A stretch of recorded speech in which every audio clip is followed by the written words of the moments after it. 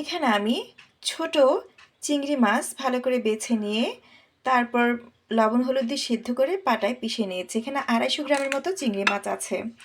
আর এদিকে কিছু মশলা হিসেবে নিয়েছি কাঁচামরিচ কুচি, পেঁয়াজ কুচি, ধনের গুঁড়া, জিরার গুঁড়া, হলুদের গুঁড়া, লাল মরিচের গুঁড়া, গোলমরিচের গুঁড়া, গরম মশলার গুঁড়া আর কাবাব মশলার গুঁড়া।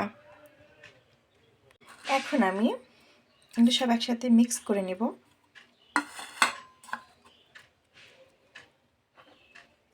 দিয়ে দিব বেসন, আর একটু লবণ দেব স্বাদ মতো।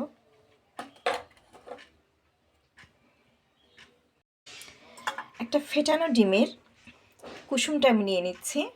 এই যে এখন সব মিক্স করে নেব।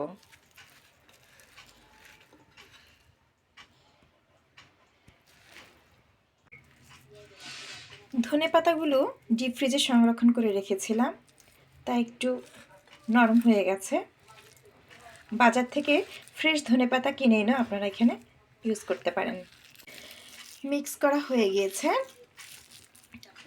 মশলার পরিমাণটা আমি এখানে বলিনি, আপনারা কেউ কেউ হয়তো মশলা বেশি খান, কেউ হয়তো কম খান, আপনারা আপনাদের অনুমান অনুযায়ী মশলাগুলো ইউজ করবেন। এখন আমি এখানে কাবাবের শেপ দিয়ে দিচ্ছি। ঠিক এমনটা হবে। আর এখানে বাকি যে ফেটানো ডিমটা আছে সামান্য একটু ফুড কালার দিয়ে নিয়েছি। আপনারা ফুড কালার যদি না থাকে সামান্য একটু জর্দা রঙও মিশিয়ে নিতে পারেন। কাবাবগুলো শেপ দেওয়া হয়ে গেছে। এখন আমি এখানে ফেটানো যে ডিমটা রেখেছিলাম ফুড কালার মিক্স করা, সেটা একটু ভিজিয়ে নিচ্ছি। এদিকে আমি তেল গরম করতে দিয়েছি। এখন এগুলো এক এক করে ছেড়ে দেব। ভালো করে ভেজে নেব।